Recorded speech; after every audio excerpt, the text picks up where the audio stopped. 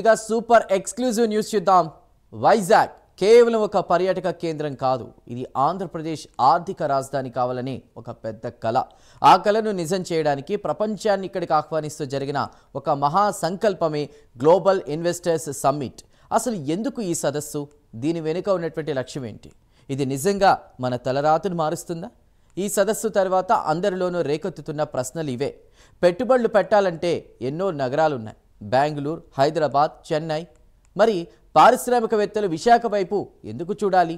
భౌగోళిక వరం, బలమైన పారిశ్రామిక పునాది, అపారమైన యువశక్తి, అద్భుతమైన కనెక్టివిటీ, ఇవన్నీ ఉన్నటువంటి విశాఖకు కావాల్సింది ఒకే ఒక్కటే, ఒక గట్టి నమ్మకం.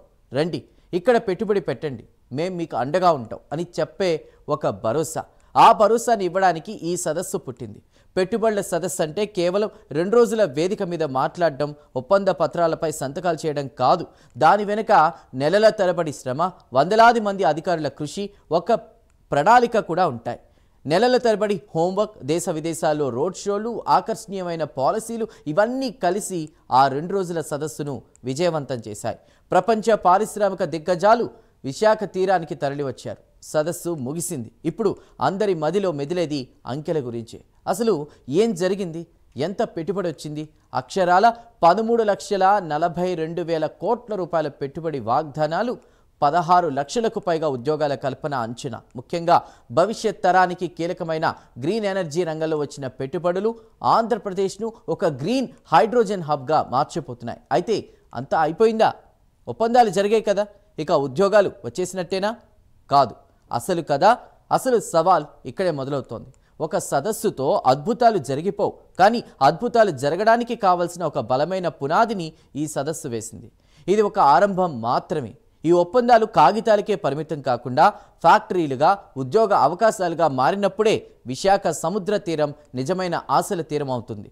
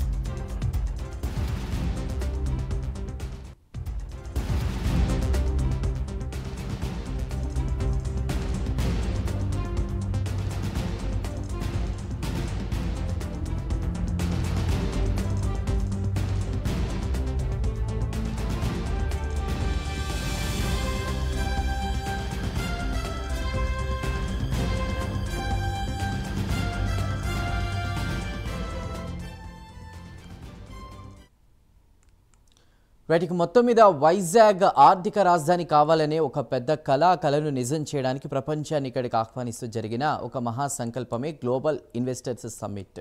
అసలు సమ్మిట్కి సంబంధించి, ఆ సక్సెస్ స్టోరీకి సంబంధించి పూర్తి వివరాలు మా డిప్యూటీ ఇన్పుటేటర్ వాసు అందిస్తారు. వాసు, దాదాపు 2 రోజుల పాటు జరిగిన ఈ సమ్మిట్లో కేవలం సంతకాలు, మాటలే కాదు, అంకెలే కాదు, నిజంగా అది కార్యరూపం దాల్చడానికి ఈ 3.5 సంవత్సరాల్లో మొత్తం మీద వికసిత్ భారత్లో ఆంధ్రప్రదేశ్ భాగస్వామ్యం అంటే ముఖ్యంగా వైజాగ్కి సంబంధించి ఏం చెప్తారు? అసలు ఇన్వెస్టర్స్ ఏమన్నారు? చందు, సూపర్ సక్సెస్ అయిందని చెప్తుంది ప్రభుత్వం. ఎందుకంటే 2 రోజులు సదస్సు అన్నది ముందు రోజు నుంచే మొత్తం కూడా సందడి మొదలైతే ముందు రోజు పెట్టుబడులు కూడా రావడం జరిగింది. ఒక్కసారి మనం చూసుకుంటే దాదాపు 3 రోజుల్లో కూడా 13 లక్షల కోట్లు పెట్టుబడులు, అంటే వాళ్ళు 10 లక్షల కోట్లు వస్తాయనుకుంటే దాదాపు 13 లక్షల కోట్లు రావడం జరిగింది. అదేవిధంగా 16 లక్షల ఉద్యోగాలు, అంటే వాళ్ళు అంచనా వేసుకుంటే 7.5 లక్షల ఉద్యోగాలు వేసుకుంటే ఆ డబల్ దాటిపోయింది, 100% దాటిపోయింది. అదేవిధంగా 400 ఎంఓయూలు జరుగుతాయి అనుకుంటే దాదాపు 613 ఎంఓయూలు జరిగినాయి. అంటే ఇదంతా కూడా ఒక సక్సెస్. అంటే వాళ్ళు కూడా తగ్గిపోయే మీరు తప్పనిసరి అవుతేనే ఉపయోగం, గొప్పలు చెప్పుకుని అంకెలు చెప్పుకుంటే ఉపయోగం లేదు. కానీ ఆ చంద్రబాబు ఆవిష్యం కూడా స్పష్టం చేశారు, ఇవన్నీ కూడా 7.5 సంవత్సరంలో తప్పకుండా గ్రౌండ్ ఇందులో ప్రధానంగా ఇందులో ప్రధానంగా విశాఖకు సంబంధించి విశాఖలో ఈ పెద్దల కారణం ఏంటంటే అందాల విశాఖ, ఈ విశాఖ నగరాన్ని మొత్తం చూసినటువంటి అందరూ మొత్తం కూడా మంత్రముగ్ధులయ్యారు. దేశ విదేశాల నుంచి వచ్చినటువంటి దాదాపు 5,000 మంది ప్రతినిధులు రావడం జరిగింది. 5,000 మంది ప్రతినిధులు రావడం జరిగింది. 5,000 మంది ప్రతినిధులతో మొత్తం కూడా సక్సెస్ చేయడం జరిగింది. ముఖ్యంగా ఒక్కసారి మనం ఈ లెక్కలు చూసుకుంటే ఈ మొత్తం కూడా 1 గిగావాట్ డేటా సెంటర్, అంటే ఇప్పటికే గూగుల్ సెంటర్ భారీ ఎత్తున డేటా సెంటర్ పెట్టడంతో ఈ డేటా సెంటర్కి అనుసంధానంగా చాలామంది గూగులే వచ్చాక మనకు కూడా ఇక్కడ ఉన్న సముద్రం కానీ లేకపోతే ఎన్ని అవకాశాలు కానీ సౌకర్యాలు కానీ ఉన్నాయి కాబట్టి ఇక్కడ రావడం జరిగింది. ఇదే విధంగా మొత్తం దేశాల నుంచి మొత్తం ఎక్కడైతే ఏ దేశం జపాన్ అవ్వచ్చు లేదా ఇటలీ అవ్వచ్చు అన్ని దేశాలు కూడా ముందు దాదాపు నుంచి కూడా చంద్రబాబు అయితేనే లేకపోతే లోకేష్ అయితేనే మొత్తం కూడా వీళ్ళంతా కూడా గ్రౌండ్ లెవెల్లో మొత్తం కూడా సక్సెస్ అయ్యేందుకు చేశారు. అందులో భాగంగానే మొత్తం ఇవన్నీ కూడా జరిగింది. మనం చూస్తే సీఎం సమక్షంలోనే దాదాపు 7,63,210 లక్షల కోట్లు పెట్టుబడులు మొత్తం ఎంఓయూలు జరిగినాయి. అదేవిధంగా మంత్రులు లోకేష్ అవ్వచ్చు, ఇతర మంత్రులు అయితే 5,62,506 కోట్లు పెట్టుబడులు ఎంఓయూలు జరిగినాయి. ఈ విధంగా మొత్తం విశాఖ తీరంలో పెట్టుబడుల సునామీ ఇదంతా కూడా జరిగిందని చెప్పొచ్చు. ముఖ్యంగా ఏ రంగాలు ఒక్కసారి మనం పరిశీలిస్తే మొత్తం కూడా విద్యుత్ రంగంలో 5,33,350 కోట్లు పెట్టుబడులు పెడితే దాదాపు 2,66,000 ఉద్యోగాలు వచ్చే అవకాశం ఉంది. అదేవిధంగా పరిశ్రమల శాఖ సంబంధించి 2,80,000 కోట్లు పెడితే దాదాపు 5,19,000 మందికి ఉద్యోగాలు వచ్చే అవకాశం ఉంది. అలాగే మౌలిక వస్తువులకు సంబంధించి 2 లక్షల పైగా పెట్టుబడులు పెడితే కోట్లు పెట్టుబడి పెడితే దాదాపు 3 లక్షల మందికి ఉపాధి ఉద్యోగ అవకాశాలు దొరికే అవకాశం ఉంది. అలాగే ఐటీ అండ్ సి దాదాపు 1,59,467 కోట్లు పెట్టుబడి పెడితే దాదాపు 2,96,315 మందికి ఉద్యోగాలు వచ్చే అవకాశం ఉంది. ఏపీ సిఆర్డీఏ పరిధిలో అయితే 48,711 కోట్లు పెడితే పెట్టుబడి పెడితే దాదాపు 41,000 మందికి ఉద్యోగం వచ్చే అవకాశం ఉంది. అలాగే ప్రధానంగా టూరిజం అంటే ఏపీలో విశాఖ తర్వాత ఏదైనా సరే, ఎందుకంటే అందమైన కొండలు అవ్వచ్చు, అరకు అవ్వచ్చు, లంబసింగి అవ్వచ్చు, ఇలా మొత్తం ఏది చూసినా సరే విశాఖ అందంగా కనపడుతుంది. అందువల్ల ఎక్కువగా విశాఖలోనే ఎక్కువగా కూడా ఈ పెట్టేందుకు దాదాపు టూరిజం రంగానికైతే 21,000 కోట్లు పెడితే దాదాపు 1,00,000 మందికి అంటే ప్రత్యక్షంగా పరోక్షంగా ఉద్యోగ అవకాశాలు కల్పించే అవకాశం ఉంది. అదేవిధంగా ఫుడ్ ప్రాసెసింగ్ సంబంధించి 13,000 కోట్లు పెడితే దాదాపు 47,000 మందికి ఉద్యోగాలు. పట్టణాభివృద్ధి సంబంధించి 4,944 కోట్లు పెడితే 12,000 మందికి ఉద్యోగాలు. టెక్స్టైల్ రంగంలో కూడా 4,000 పెట్టుబడి పెడితే 8,000 మందికి ఉద్యోగాలు. వైద్య రంగంలో కూడా 4,000 కోట్లు పెట్టుబడి పెడితే 25,000 మందికి ఉద్యోగాలు. విద్యారంగంలో 4,359 కోట్లు పెడితే దాదాపు 3,000 మందికి ఉద్యోగ అవకాశాలు. ఇతర శాఖకు సంబంధించి 50,000 కోట్లు పెట్టుబడి. ఈ విధంగా చిన్న చితక పెద్ద మొత్తం భారీ ఎత్తున ప్రపంచవ్యాప్తంగా ప్రఖ్యాతిగాంచినటువంటి అనేక సంస్థలు క్యూ కట్టి రావడం జరిగింది. గత ప్రభుత్వంలో వెళ్ళిపోయినటువంటి సంస్థలు కూడా పరిశ్రమలు కూడా తిరిగి రావడం, మొత్తం పవర్లో సంబంధించి 82,000 కోట్లు పవర్కు సంబంధించిన కూడా ఒక సంస్థ తిరిగి వచ్చింది. మొత్తం చాలా సంస్థలు గత ప్రభుత్వ హయాంలో వాళ్ళ వేధింపుల వల్ల అవ్వచ్చు, లేకపోతే వాళ్ళు అనుసరించిన విధానాల వల్ల అవ్వచ్చు, మొత్తం కూడా వెళ్ళిపోవచ్చు. కానీ ఈసారి మాత్రం చూస్తుంటే ప్రత్యక్షంగా మొత్తం కూడా దాదాపు 13,000 కోట్లు అంటే మాటలు కాదు, లక్షల కోట్లు అంటే దాదాపు 16 లక్షల మందికి ఉద్యోగాలు అంటే మాటలు కాదు.